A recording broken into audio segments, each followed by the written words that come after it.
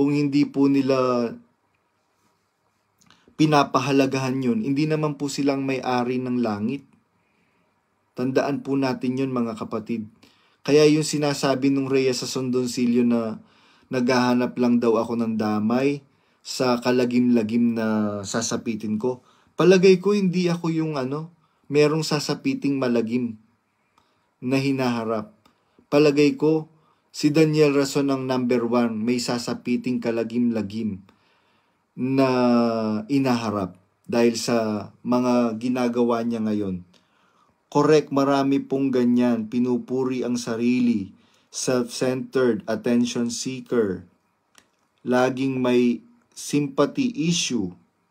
Kaya pinapasabsab ang sarili, laging may agenda. Totoo po yun. Biruin mo, nung panahon ni kapatid na Eli, pagka magpapasalamat ang kapatid sa kanya, sinasaway niya kaagad, sinasawata niya kaagad, kapatid, huwag ka sa akin magpasalamat, mali yan. Magpasalamat ka sa Diyos. Ngayon, puro ang nadidinig mo, salamat, Brad Daniel, puro Brad Daniel, puro Brad Daniel. Parang mas marami pa yung Brad Daniel kaysa salamat sa Diyos. Tapos yung kantang Salamat Kuya, napakamaling-mali niyan. Yung Salamat Kuya, bakit salamat Kuya? Dapat salamat sa Diyos. Nakapangalan po 80% kay Arlene Rason ang KD Rock. Oo nga po Yun nga po ang masaklap diyan. Alam niyo po, sa totoo lang, ang nagbayad po o bumili ng property na yan, yung pong original na lote po kasi dyan sa KD Rock, maliit lang po. Tapos lumaki lang ng lumaki. Alam niyo po ba ang gumastos po nun? Yung mag-asawang Brandon Kapulong at saka si Lisel Kapulong.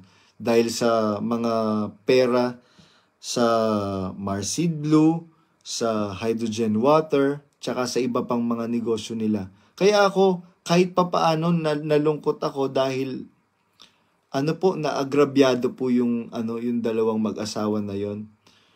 Kasi nakita ko po napasama po ako dun sa mag-asawa na yon. Kapatid po kasi ni Daniel Rason yung si Ate Lisel.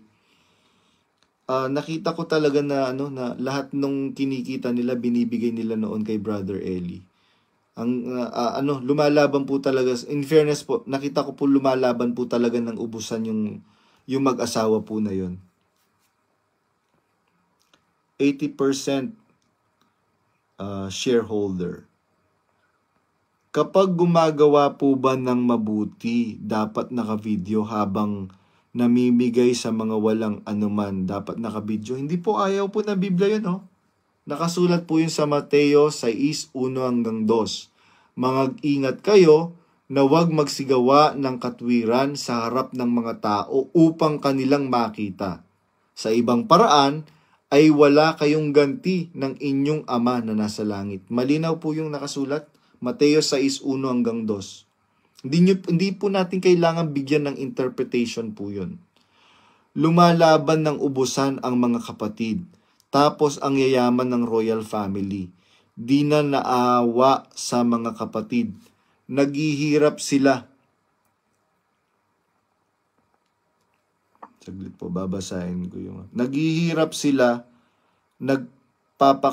naghihirap sila, tapos yung royal family nagpapakasasa. Opo, sa totoo lang, nalungkot nga po ako nung mabalitaan ko. Biruin mo, sabi nung kapatid, yung pong nanay ko, mabalitaan ko na ilang araw na po pala siyang hindi nakakainom ng maintenance niya. Tinanong ko siya, bakit hindi ka kasi hindi ka nakakainom ng di ba binibigyan kita ng pera? Sabi po nung kapatid, ano po yun, dating manggagawa, nag-exit na din po. Kilala ko po yun na mabuting manggagawa, hindi po yun manggagawang kanin. Alam niyo po, sabi po nung nanay niya, kasi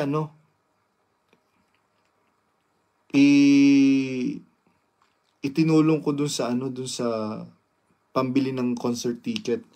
Nalungkot po ako, medyo nalungkot ako dun sa sinabi nung